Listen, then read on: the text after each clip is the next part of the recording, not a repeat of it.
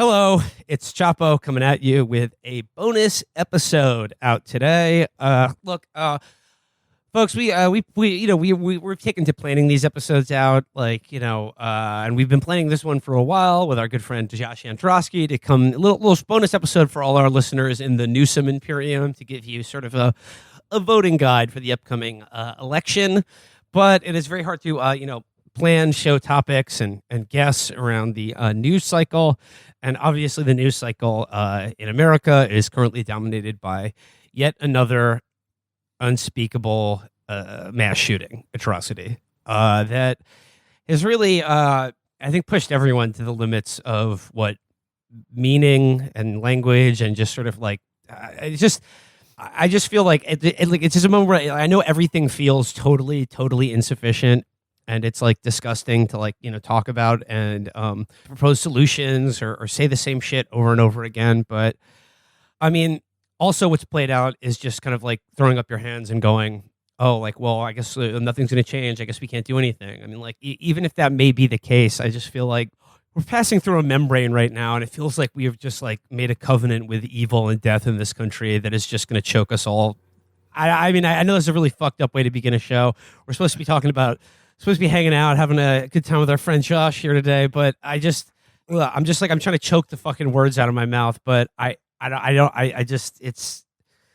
sorry guys. This one is just, it's very hard. I just don't know what to say. I really don't know what to say. You don't want to have a go vote episode now? It's tough, and like I said, it just, every word and deed seems just so insufficient to just the cruelty and evil that pervade our society on every level. But pretending that or just saying that I guess there's nothing we can do, is I don't know, the more we give into that, are just I don't know, it feels like we're losing our humanity in a very profound way. And I guess that's all I have to say on that topic. I mean, I'm sure we'll have more to say about it in the future, but it's impossible to do a show right now without thinking about this shit that it just happened in Texas and Buffalo and fucking, a dozen other places over the last year. Oh, and I'd like to also just in this, tally of mass murder and atrocity, I'd like to also include the American journalist that was assassinated in cold blood by the Israeli military. We can throw that on the list as well. But yeah, so gentlemen, I want to thank you for being here talking to me and for the listeners for listening along with this, because I feel like we're all must be feeling some version of the same thing right now. And like I said, all the words are just sticking in my throat right now. The thing that I think about with this, right, is so what? So the solution is the Senate, right? And that's what they're telling us. They're telling us go vote for the Senate. But we can't get a person who actually would do anything about this past the primary, right? As it looks like Henry Cular, I don't know how to pronounce his name. Henry Cellular, I believe is how it's yeah, Henry Singular. It just beat Jessica Cisneros because the Democratic Party, especially on the national level, but going down to the local level, which we'll talk about later, it's, I mean, and this isn't fucking news, but they spend their time, their actual fights are against their left flank, not the Republicans. And so to me, my only theory of change that I can see that would actually do anything, if there's anything we can do. The Senate might just be an obstacle to progress forever, and it might be immovable forever, and there's nothing we can do about the Senate. But the only way that I see that we'd be able to do anything to affect this change is to start at the local level, build a fucking base, build a real fucking base, then match it with the other bases in other regional areas within your state, and then connect those and beat the shit out of the hack DCCC candidates, and get them out. That's the only thing I can think of is ruin their lives. But short of that, that might not even work. So I truly, I don't know. But we're not going to stop this by just voting in federal elections. I know that. And like I said, everything seems insufficient and stupid to say. Language itself is really breaking down, and our ability to just meaning in general is fleeing from us. But at the same time, as at the beginning, what's also played out is I'm just like, there's nothing anyone can do. And just like, guns, mental illness, just all of it is just, we just have to accept it. We just have to accept it and make your peace with it. And like I said, it just feels like entering a contract to like lose your soul entirely. And I freely will admit, like, this all may seem futile, but I mean, like, to surrender to futility entirely is to, like, I think profoundly like lose your soul entirely. So this is the best we got for today's episode. And like I said, we wanted to do one with our boy Josh here. We will be making fun of shitty Democrats, though. If you need something like that, that's going to be like the majority of this episode is making fun of bad idiots. Okay. All right. Enough of my somber and gut wrenching. Are you ready to laugh, folks? I'm so sorry. We have horrible breaking news. A dog was just run over in the parking lot. Are you ready to laugh? Okay, yes. The title for this episode: Dream of Californilection.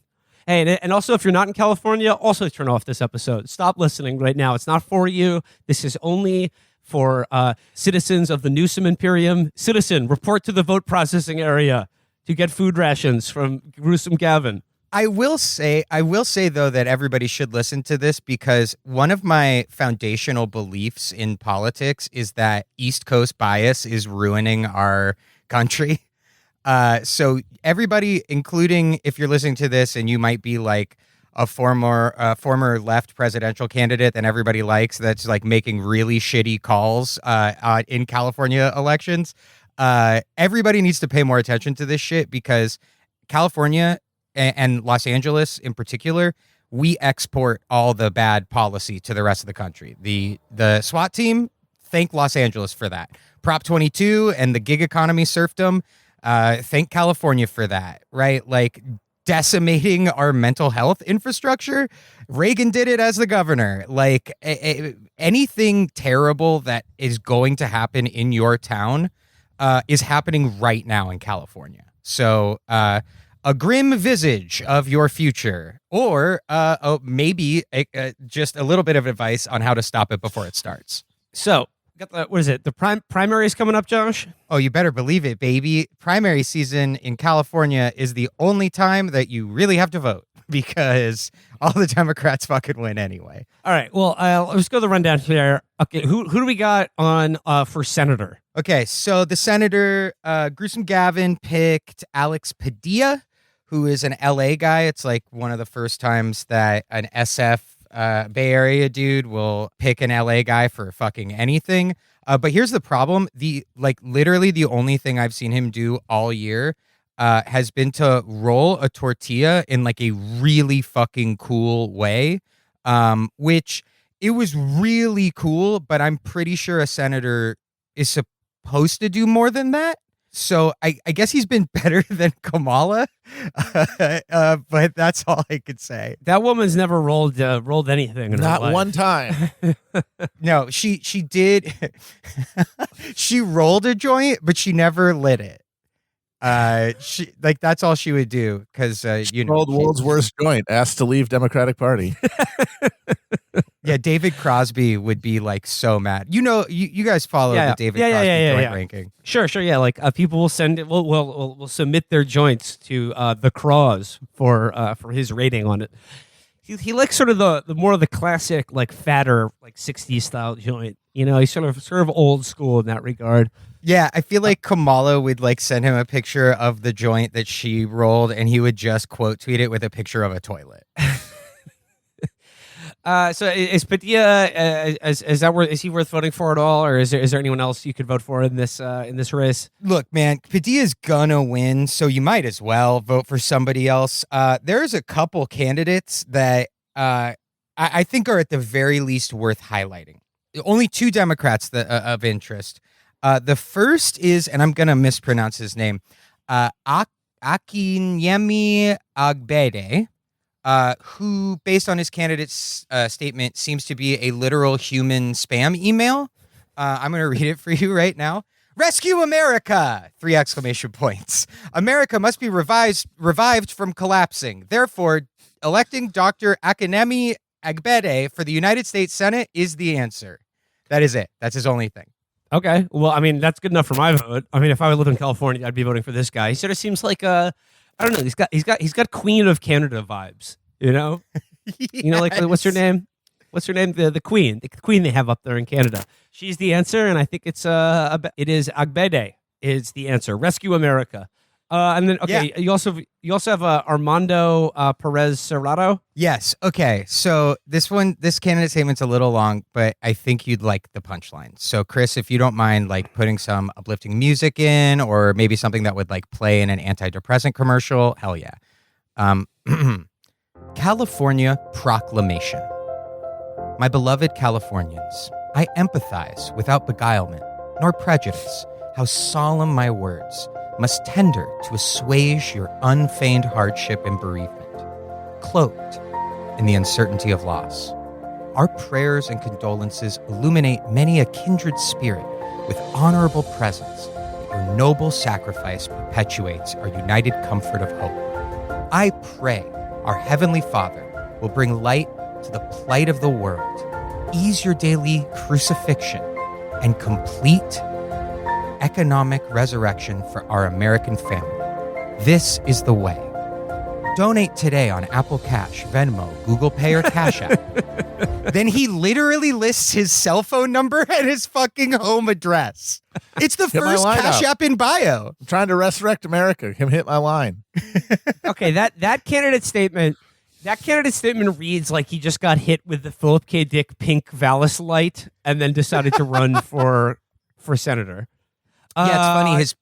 His picture in the ballot, he has absolutely no whites to his eyes. He's all pupils.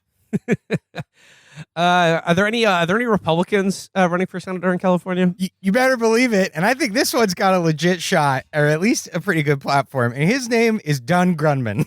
Dunn Grundman? Dunn Grundman. Dunn Good Grundman. old get her done, Grundman.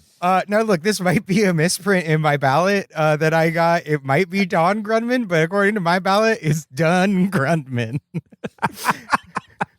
So I'm going to read you a couple excerpts from his. His was really long. Okay.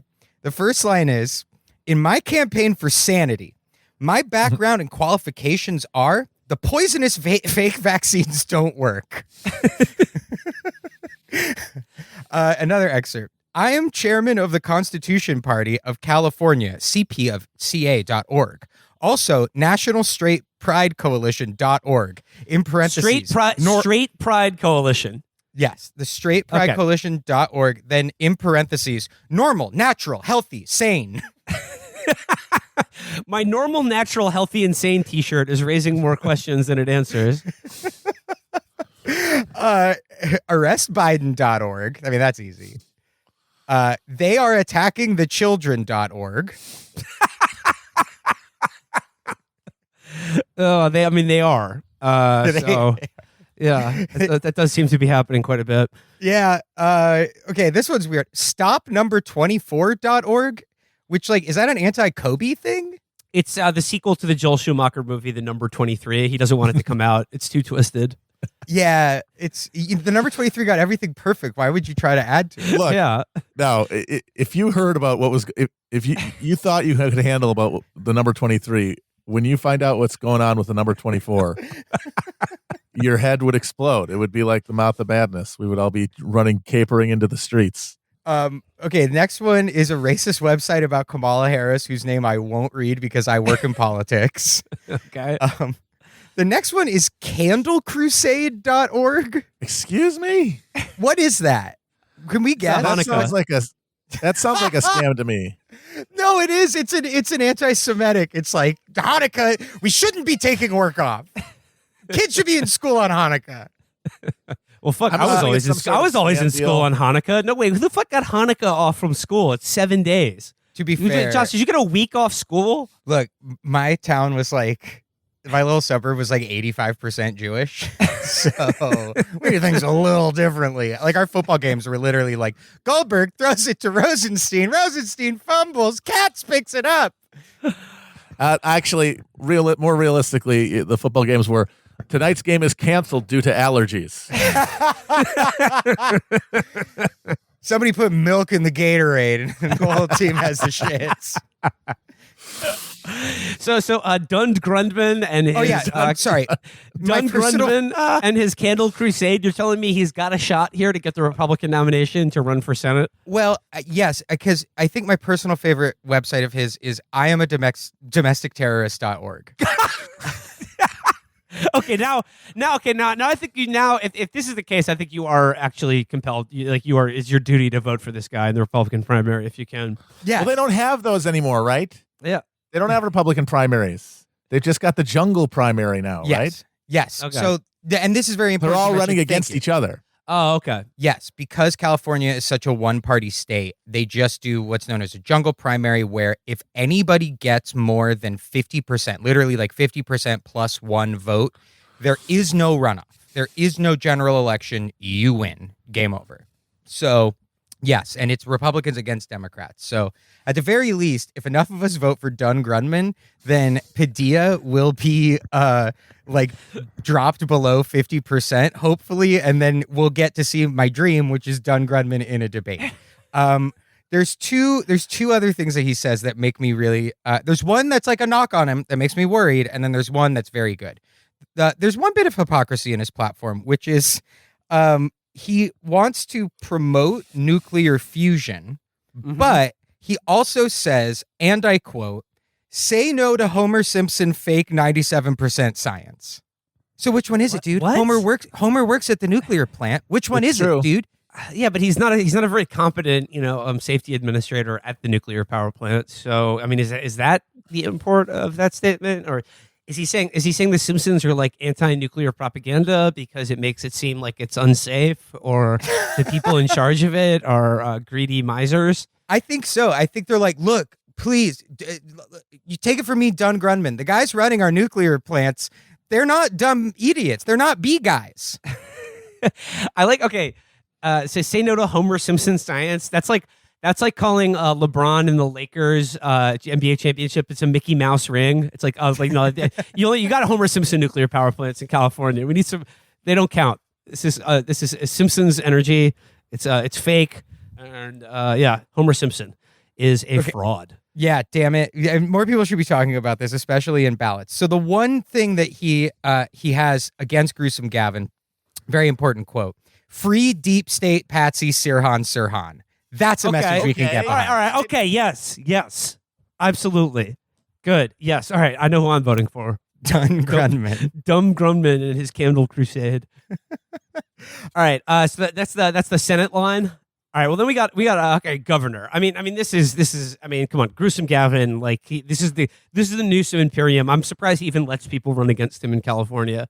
I don't know. They all handpicked, tomato cans that he can knock down easily. He put down the domestic color revolution once, and is there anything of note in this governor's primary? So Gruesome Gavin, a.k.a. IRL Pepe Le Pew, a.k.a. Oil Can Harry, he's going to cruise to re-election, dude. We have a $60 billion cash surplus in the city of, or in the state of California right now. So damn, that's paper. Yeah. And people don't go, hey, why aren't we spending that on all the homeless people? They go, oh, that's nice. That's good. I like that we have that saved up for a rainy day. And that's even after his insane $11 billion plan.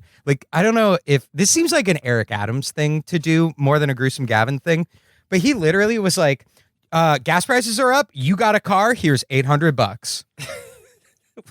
That's not bad. I'm going to pay you to drive. Just keep driving, everybody.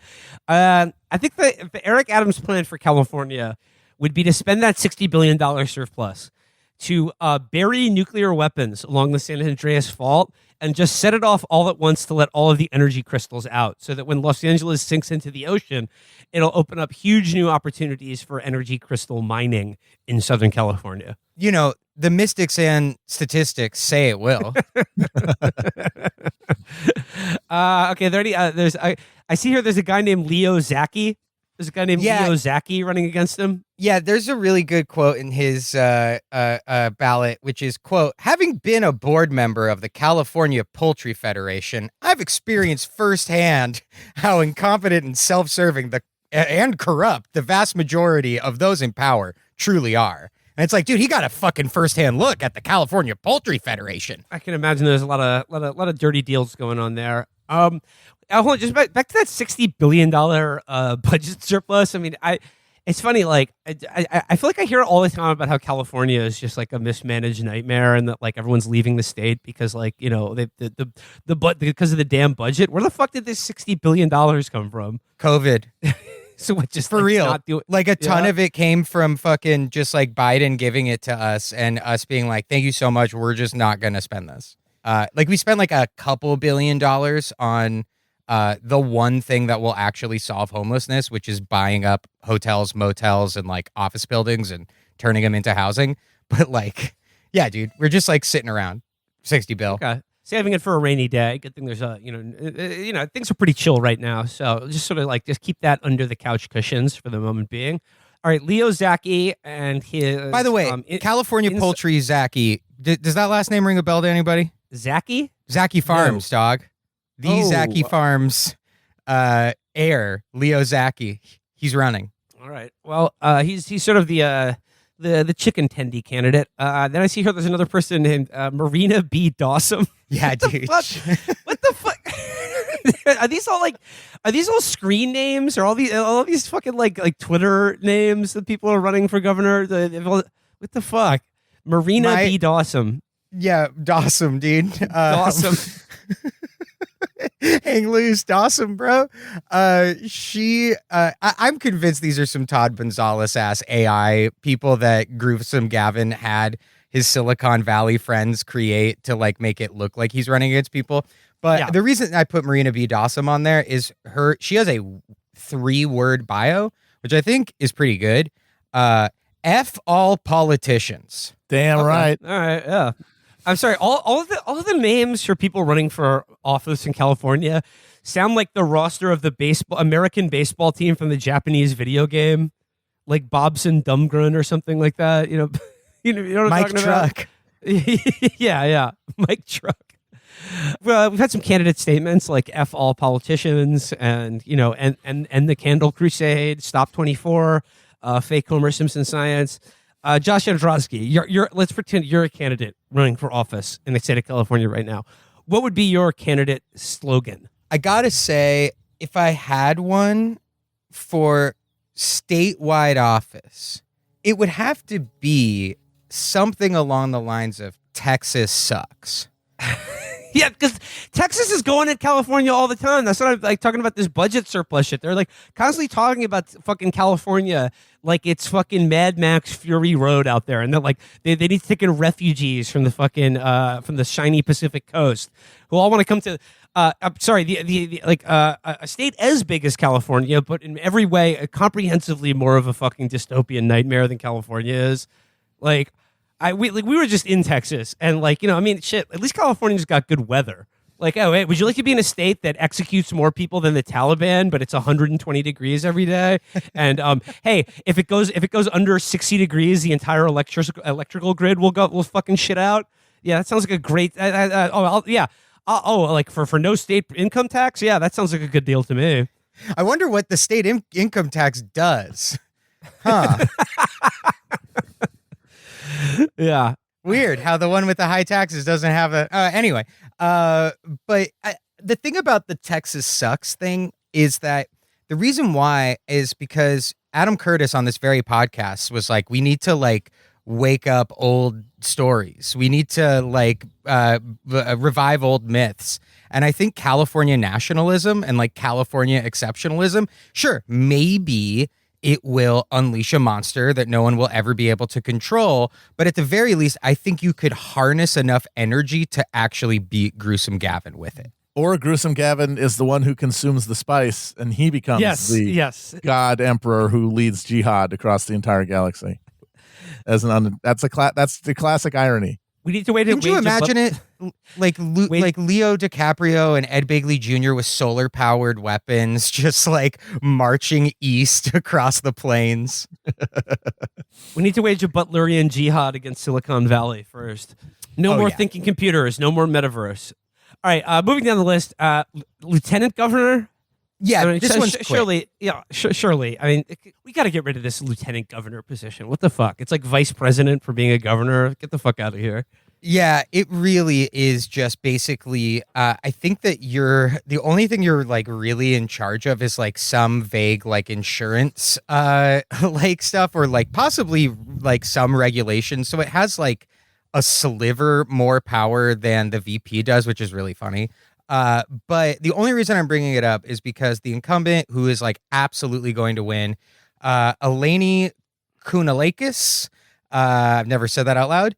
So this is like the most like par for the course California politics story. She literally hasn't updated her website since 2017.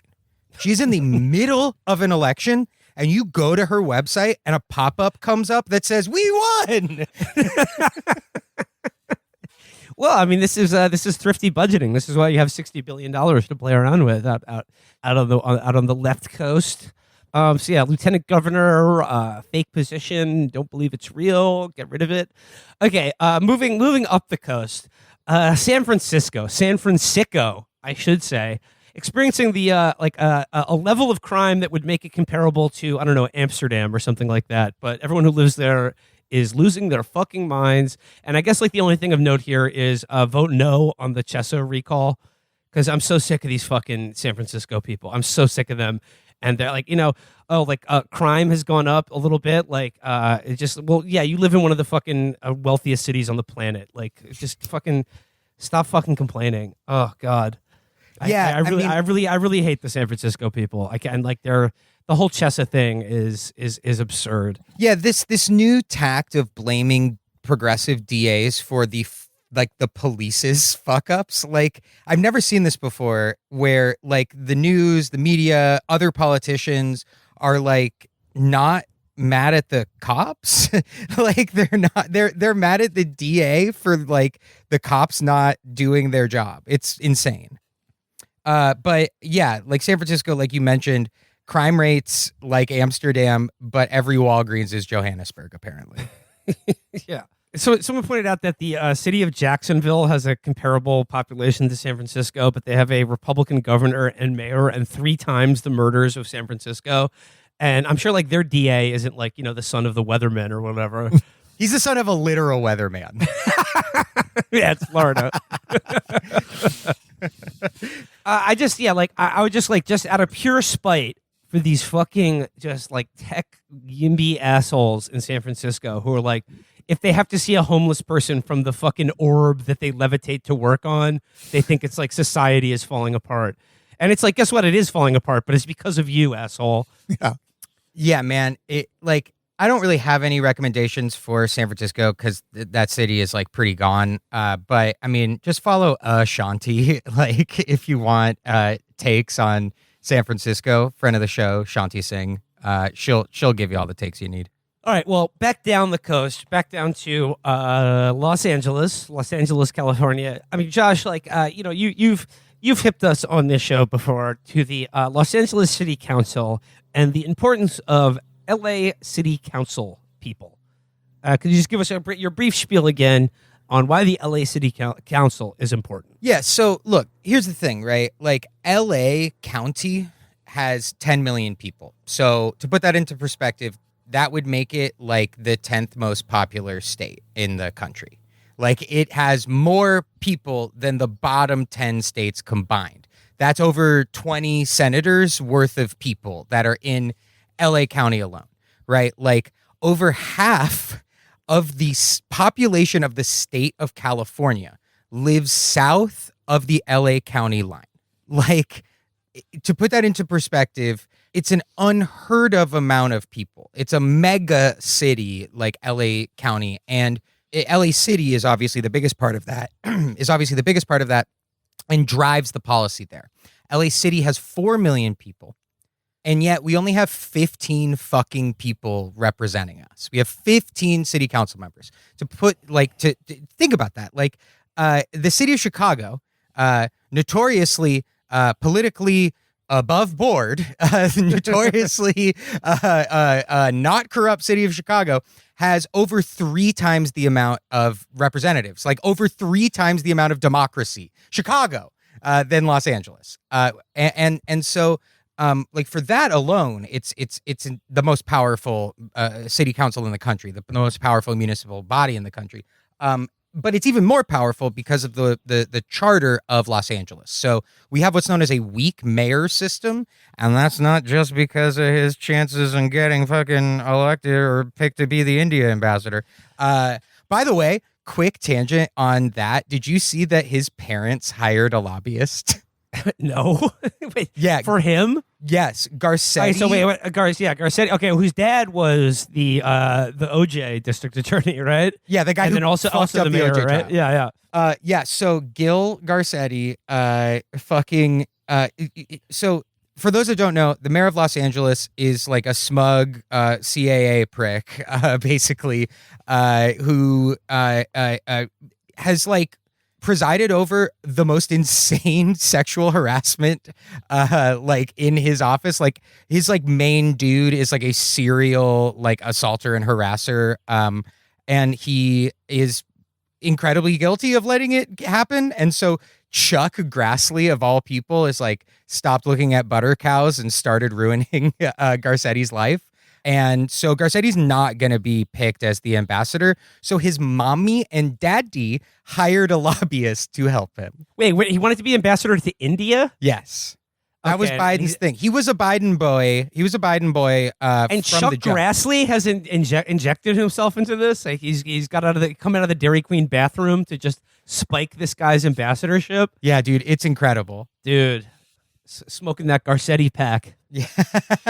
Oh, by the way, that the actual Garcetti pack is funded by Qatar, like almost exclusively by Qatar.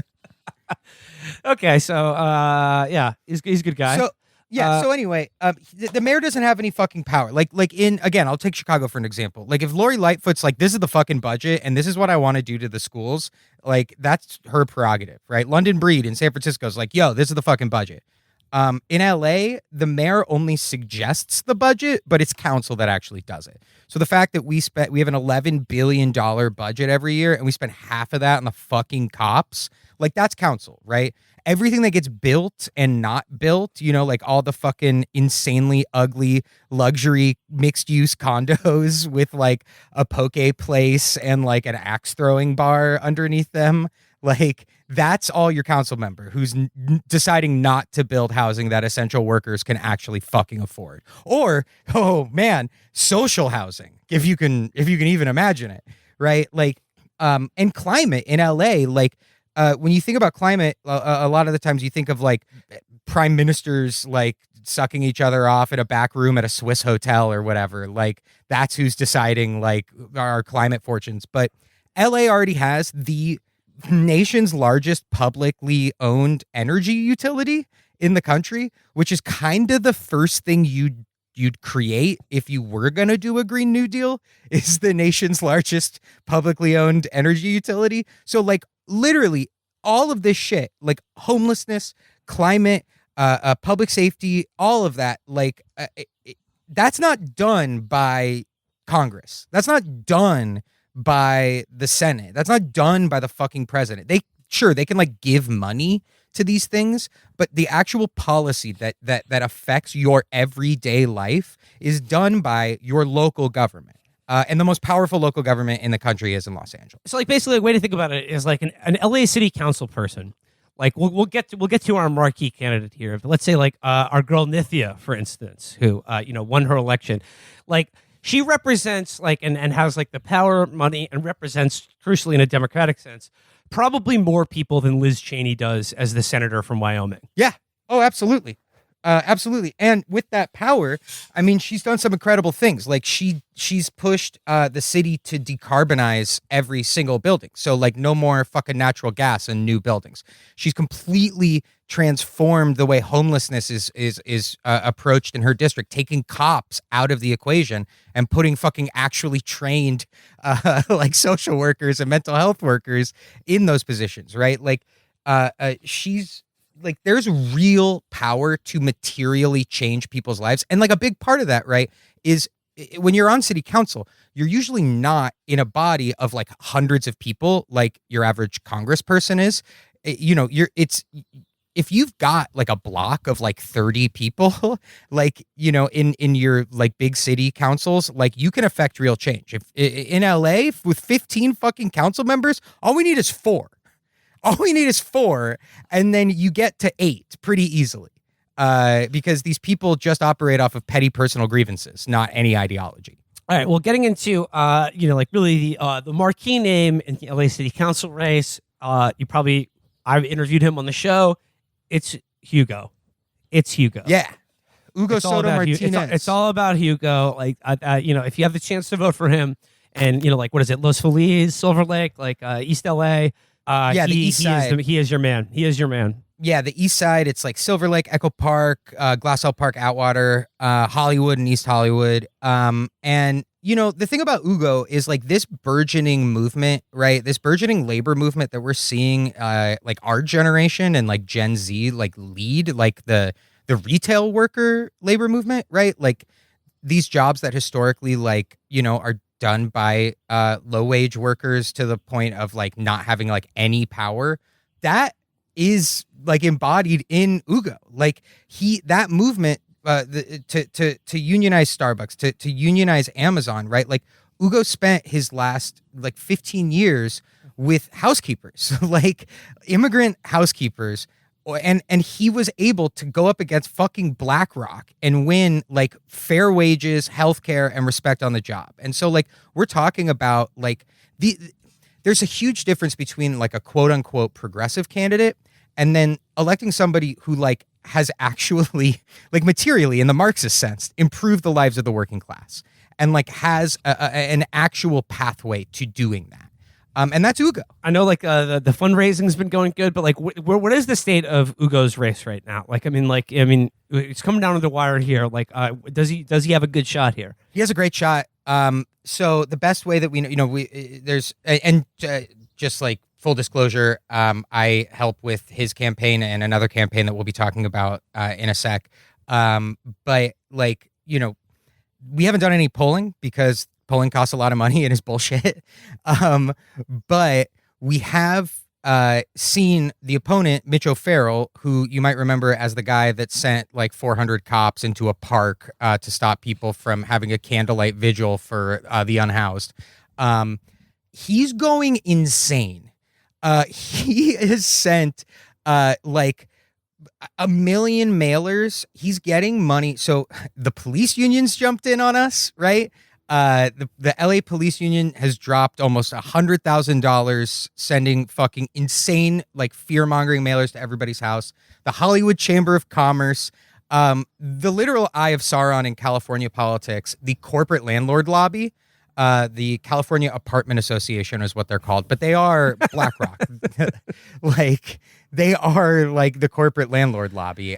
They've thrown down $500,000 against Hugo to basically send people literal, you have to see these to believe them. It's like a fucking picture. Amber Rollo put it great. It looks like a ninja is like peering into your window. And then there's like 2 women huddling like scared, and it's like in red letters like Hugo Soto Martinez wants to get rid of every cop. These are dangerous ideas. Like it's insane. So we must protect the Silver Lake Shogunate from the perfidious ninja clan. Yeah, dude. They're throwing shurikens everywhere. They have slain the emperor's natural born son to jump in line for the shogunate. So like this is the dark world of ninja assassins that Hugo is going to usher in. Yeah, they're gonna fucking use their katanas to slice up your filters for your $19 drip coffee. Like you're fucked, dude. So the real thing is that we have a legitimate shot to actually beat Mitch, to like come in first in the primary, which is unprecedented, but only if people actually throw down. There's 2 weeks left. There's 13 days as of today. We're recording this on Wednesday. There's 13 days left until election day. And the other candidate that is getting all of this same money poured in against her is Eunices Hernandez. And she is an incredible candidate who's running in Highland Park, Chinatown, Westlake MacArthur Park. She fucking rules. She co-led Measure J, which is the only successful divestment from the police budget that like actually went into social services. And she did such a good job running this that it won by 12 points, even though it was called like the defund the police measure. So she's actually done this shit. Like she stopped a fucking jail from being built and got the money diverted into youth programs as a fucking like 20 something. She got this shit to happen. She also worked for the Drug Policy Alliance, undoing harsh sentences and like helping win literally thousands of years of freedom for people. Like she is a force, but she's running against probably the biggest rat fucker in LA politics, who is Gil Cedillo. This dude is in charge of the housing committee and is swimming in developer cash. Same as Mitch O'Farrell, who Ugo's running against. They're basically the same dude. They, right after the abortion ban, did an event with AEG, whose owner is the reason why Gorsuch is on the Supreme Court. And they're like, quote unquote, progressive Democrats. So he literally, this dude calls local businesses that put A&E shit up and threatens them. And it's like has his like city council staff call these local, like a coffee shop and be like, hey, you wouldn't want there to be any issues in like the upcoming inspection, would you? Just sending Dudley Smith around to the local panini place to rattle their cage. Yeah, dude, the $14 smoothie place is getting fucking Luca Brazzi just like waiting in line. So I mean, these are two very good LA City Council candidates that are certainly, if you're in their district, certainly worth your vote. But if you're not, your money. Yes. And to that point, one more thing about Gil, I do want to say that he got his. There's a thing called the California Public Records Act, which makes politicians release their like calendars and schedules, and Gil got that, and his calendar said for real that he went to El Chapo's daughter's quinceañera. Okay, that must have been lit. I would have liked to have been dude, there. I would have gone to that party. That would have been awesome. Could you imagine the splendor at that party? That was like the happiest teenage girls on the planet at that party. All I can think about for some reason is that there's like an alligator moat like surrounding the party, like keeping all of the boys away from like. But yes, to the point, like they do deserve your money to actually fucking do this shit, right? And there's a really great way that you can support them, especially if you live in the city of Los Angeles. We are throwing a massive rally/show on May 31st, Tuesday, May 31st, for them. To get tickets to that, you go to bit.ly/rally for the word for LA. And you can get tickets to that. You can also just use that link to donate if you can't make it, because all of the contributions are split between Ugo and A&ESS. And with A&ESS in particular, she doesn't get a runoff, right? It's just her versus Gil in the primary. And with Ugo, the money could make it so that he wins out in this election so that he doesn't have to do a general. These two candidates that would absolutely transform Los Angeles, they could fucking be done, win in 2 weeks if enough of us throw down. Even fucking $10, $20. If you maybe are one of those people that listens to this show but works in finance, you can donate $1,600. The max that you could donate is $1,600.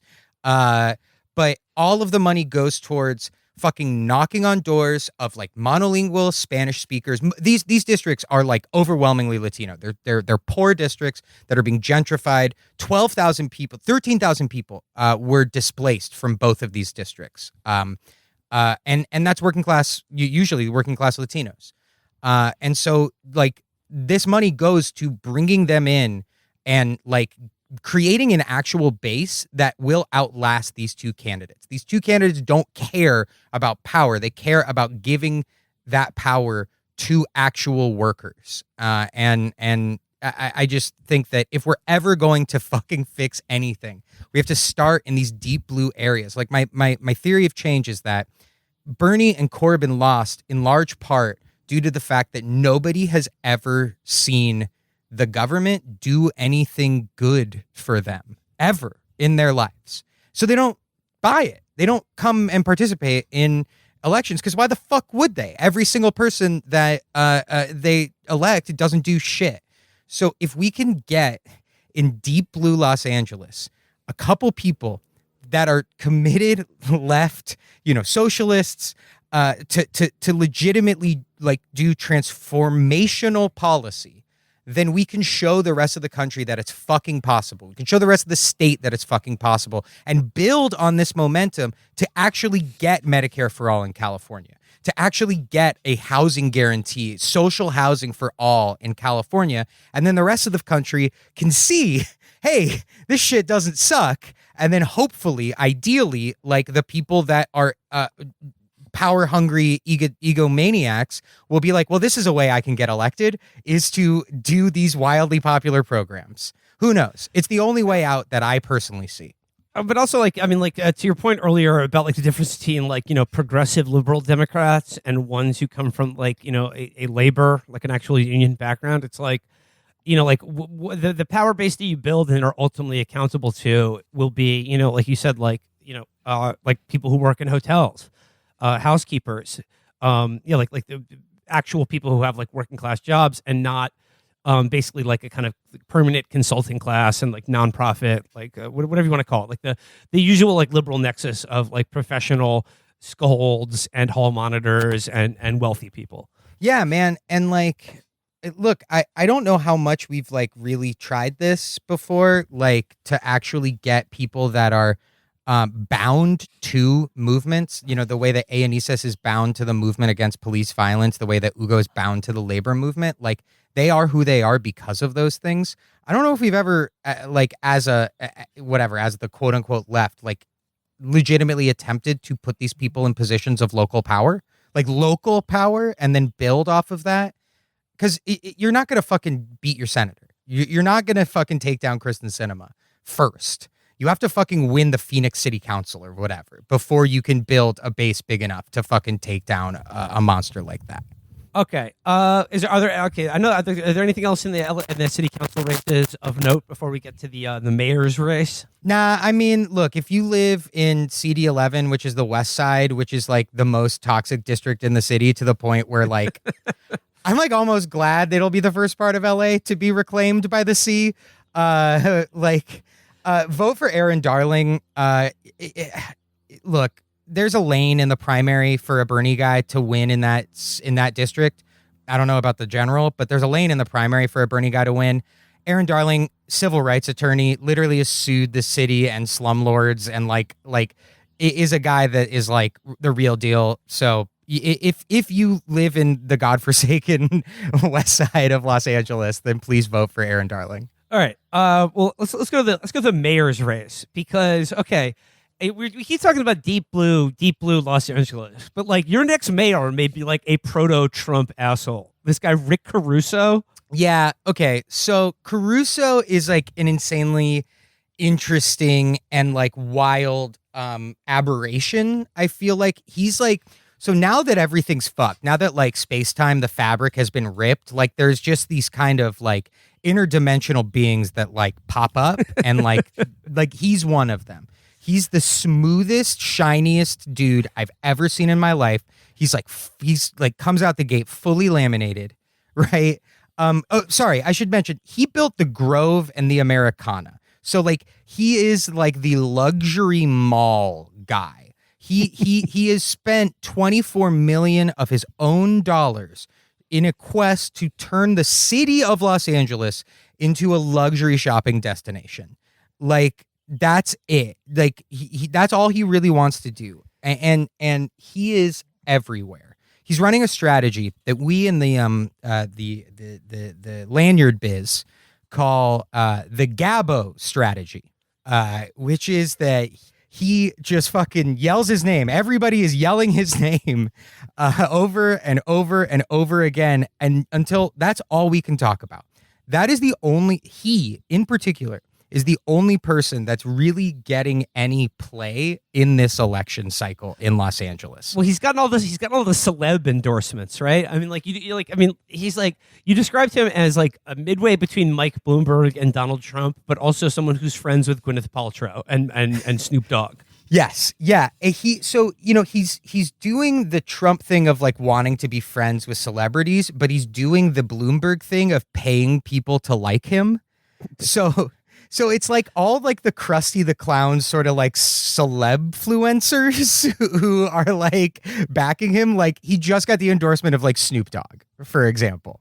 And so he's just paying all these celebrities to endorse him. He should go on Cameo. That seems like he could get a lot of celebs there to cut ads for him just with a couple $100, like Eric Estrada maybe. That's a really good idea, and I have to reveal that. So I worked on the one of these horrible recalls against this guy Mike Bonin, who is like he like had a leftward journey that abandoned his horrible constituents. Basically, like he just like went off on his own path of righteousness. But one of the ideas that we had to fuck over the recall was to get a cameo from Donald Trump Jr.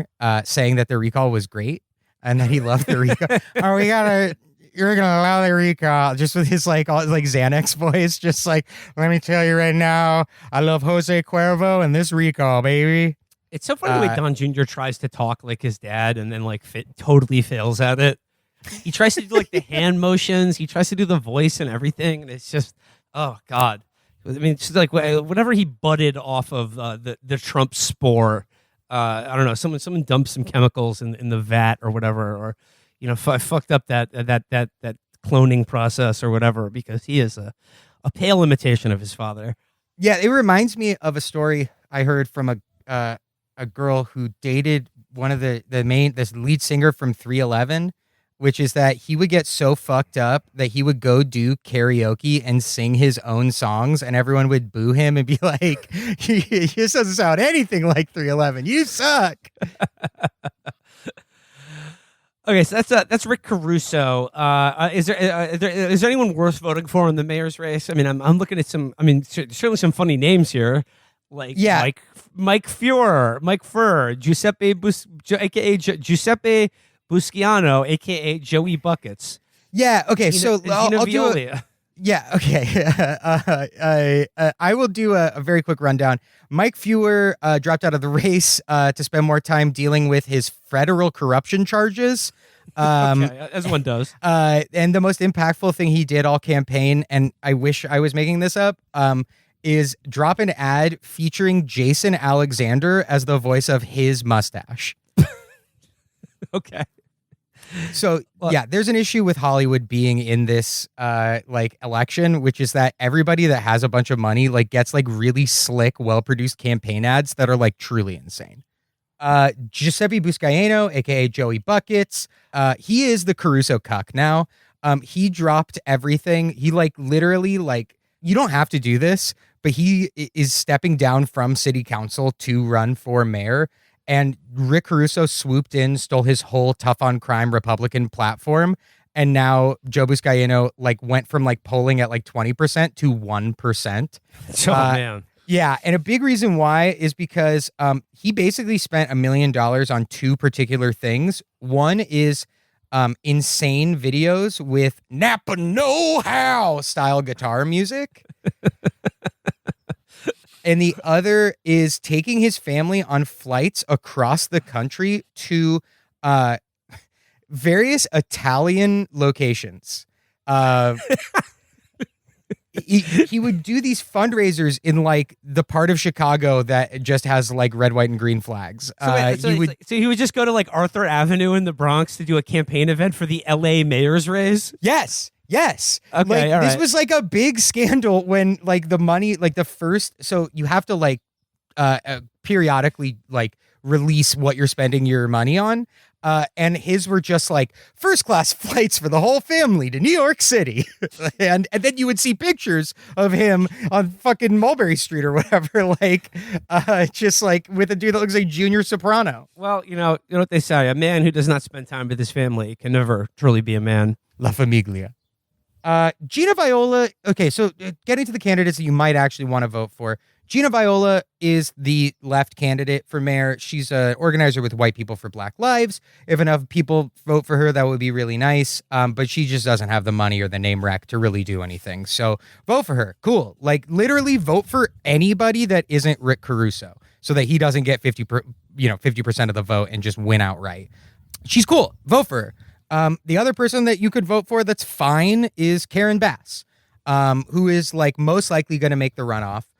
She is running a terrible campaign. Like she very clearly has like DCCC people running her local election that don't realize that like Bernie won the city of Los Angeles by like a huge margin. And her platform is pretty good. I mean, compared to the other mayoral candidates outside of Gina, her platform's great. But the way that she talks about it is fucking horrible. And she's just doing this like, tacking to the center bullshit. So whatever. Like she's not going to hire more cops. She's not going to fucking put cops on homeless people. That's really all you can ask for from the fucking mayor.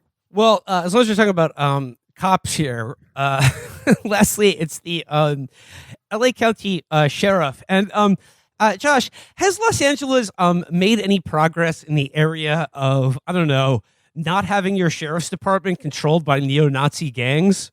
Or is there a non-neo-Nazi gang member candidate running for LA County Sheriff? Yes, there is one non-neo-Nazi. So there are like 5 neo-Nazi gang member candidates, including the current sheriff, and one candidate. So you get to the one candidate, but we got to talk about, I'm sorry, Alex Villanueva. I mean, this guy is fucking wiling out. This dude is out. I mean, I remember we had like Cerise Castle on a long time ago to talk about her reporting on the fucking all of the gangs in the LA County Sheriff's Department. This shit recently where he's like literally going to prosecute the journalist who like released footage of like torturing some fucking prisoner in like an LA County jail.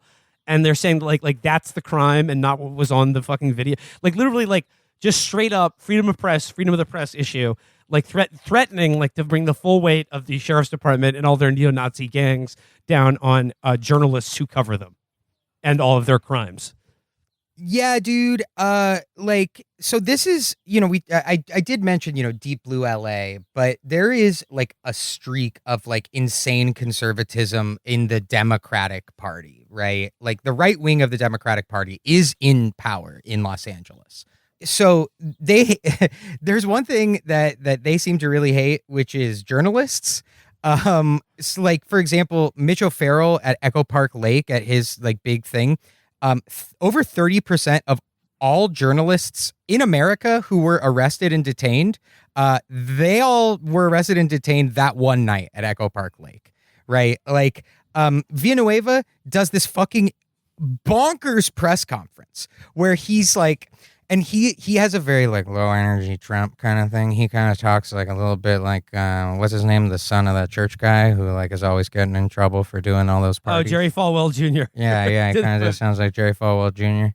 And so he's like out there. He's like, man, we're doing an investigation right now. We're seeing the real crime here is that this was personal sheriff's department information. It compromised an investigation, and then he shows the investigation on like a big screen behind him, and it's a picture of the fucking officer who was the whistleblower, a picture of the candidate, that one of the candidates he's running against, because he's got to throw him in there, and the journalist who reported it. And so this other journalist, like a veteran crime reporter named Frank Stoltz, was like, "Hey, quick question. Are you investigating a journalist for this?" And he was like, "I'm not at liberty to discuss." And then, the day after was like, "No, actually, I'm not. I'm not. I never was gonna invest. I just did a PowerPoint. Yeah, he's fucking. But nuts. when we like we put the photo of the police whistleblower, the journalist who wrote the story, and his opponent in the sheriff's race, just like sort of putting like wanted, dead or alive, basically, like posting that at a press conference. Yeah, he he did clip art to make it look like they were like tied, like where the red string is like tied to them. Yeah, it was really fun. He's fighting with everybody, including the LAPD, which is like, that doesn't happen often. He's like going to LAPD jurisdiction to be like, they're like, hey, we're in charge here. And he's like, not anymore, you're not. Like, he's Robert Daviing like the LAPD in their own jurisdiction. So everybody hates him. So right now, there is a development in the neo-Nazi gang story, which is that just as we're recording this, just yesterday, like one of his deputy gang members, who has now turned against the deputy gangs, was under oath naming names of other deputy gang members, like under oath, being televised live, and he during that moment, I would love to play a clip of what he was doing while that exact thing was happening. Which was doing a PowerPoint about how you shouldn't live on a bus because it's a bus. It's meant for going to point A to point B. So you shouldn't have a homeless person living on there. And he described what a bus is and described what a train is. Point here is planes are for people to fly. Trains for people to travel, buses, all of these things are modes of travel. None of them involve people living on them at all. Josh, I mean, the thing that one must keep in mind about buses is that the wheels on them go round and round. Round and round? Yes, round and round. So through part of the town? Through the whole damn town. All through the town? All right, well, I guess it does make sense. So the last thing I want to bring up about Villanueva is that he did an insane campaign ad, like a totally unhinged campaign ad, in a cathedral that looked like it was filmed by whoever directs the Kirk Cameron evangelical movies.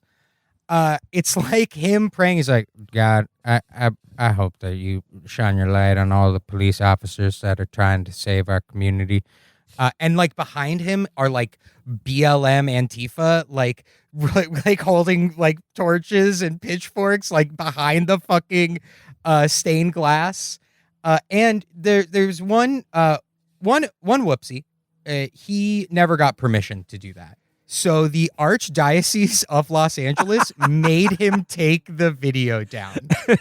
Lord, give me the strength to protect the public from violent crime.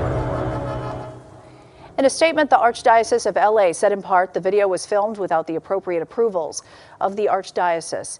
Policy prohibits any filming of ads on Archdiocese property for candidates running for office, and it does not endorse or participate in political candidates' campaign activity. Which in a county where 40% of the people are like Latino Catholics, not a great deal, not a great thing to get the archdiocese, like old abuelitas who would have never heard of this race are now voting against him because he upset their favorite person, church.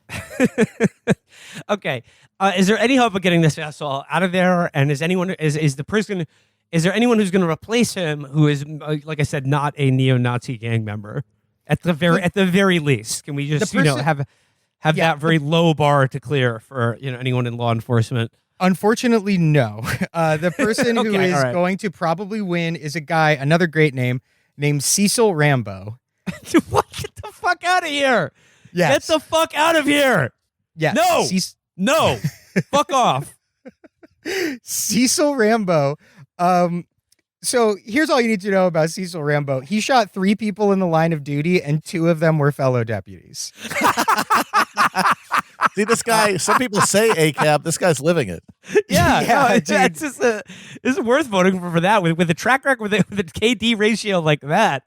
I'd say he's worth maybe throwing a vote. Vote to our boy Cecil Rambo. So let me read this quick quote from an article written by Cerise Castle in Knock LA about him. Quote: Rambo fired at 3 dogs in the yard, but missed. Fuck. So this guy. Well, I mean, at least he didn't hit any of the dogs. But what is he think? It's just like dog. Fucking what? Why do cops love killing dogs so much?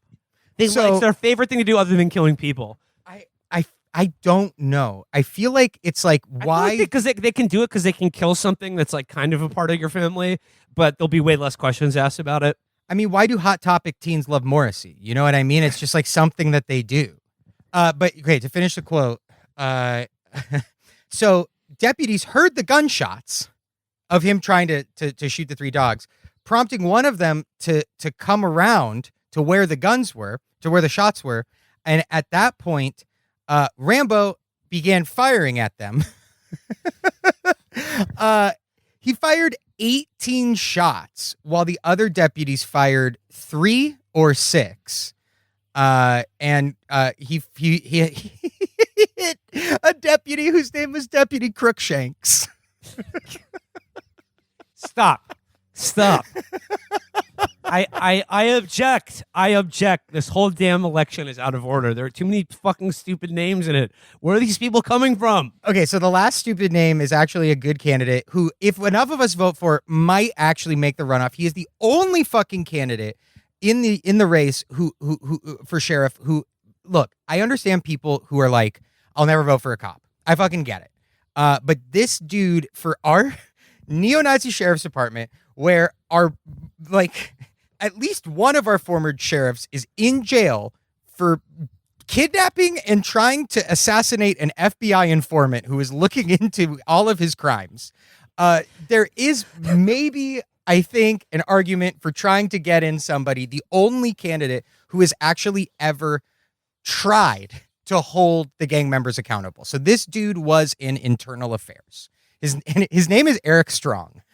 Okay. Well, you know, that's not so bad. It sort of sounds like a porn name, but you know, yes, it does. It's a low hanging fruit. Yeah.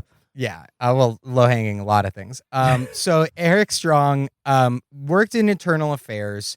So the thing, this is really fun. The thing that put the deputy gangs on people's radar was a Christmas party brawl between 2 of the gangs. So 2 of the gangs got in a brawl at a Christmas party, and everybody in the local media was like, hey, why did like 2 groups of deputies fight each other? And it was revealed that they were opposing gangs. And one of them was basically just stomped out the other one. And so Eric was the person assigned to this very case. And he was like, the guy who's like 6'7", there's only one of them. I know him. That guy, we need to discipline. And every other sheriff official was like, I don't know who you're talking about.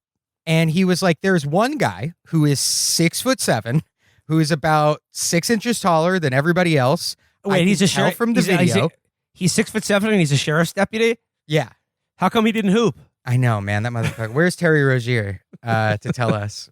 But yeah, he's 6'7", and he fucking like is on the video, and like the higher ups basically forced this report to say that we had no conclusive evidence of who was involved.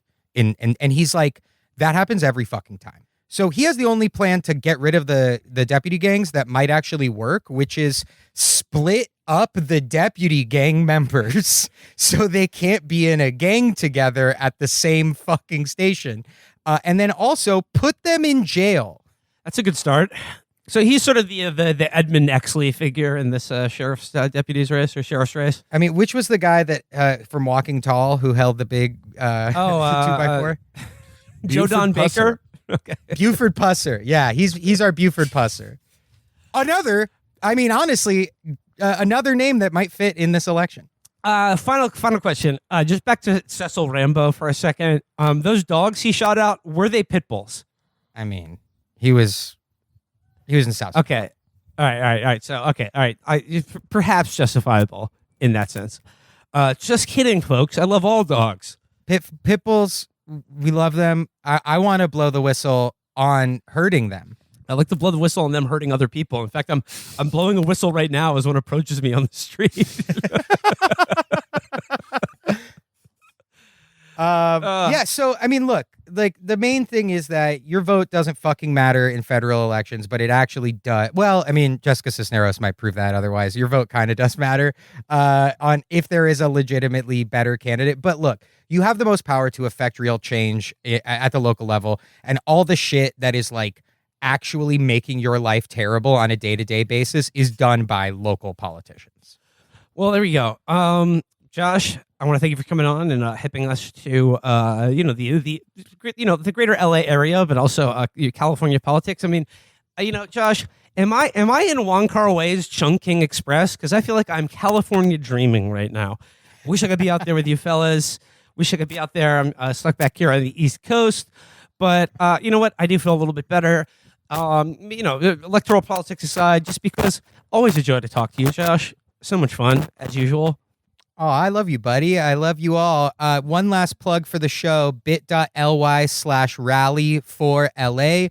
It's going to be amazing, legendary 60s and 70s Mexican rock band Los Dug Dugs are playing, which is fucking insane. We got our boy Cushbomb. He's going to be doing, we're going to play a game where we get his take on presidents. We're going to do a presidential speed round.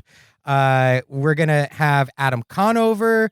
We're going to have Chris Estrada. He's amazing. Jamie Loftus. Bill Corbett is going to do a fucking bit on the show. All right. And we're going to have a couple more really cool special guests that are lined up, one of whom wears suits all the time and has a middle initial in his name. So if you know who that is, he's really, really good at comedy.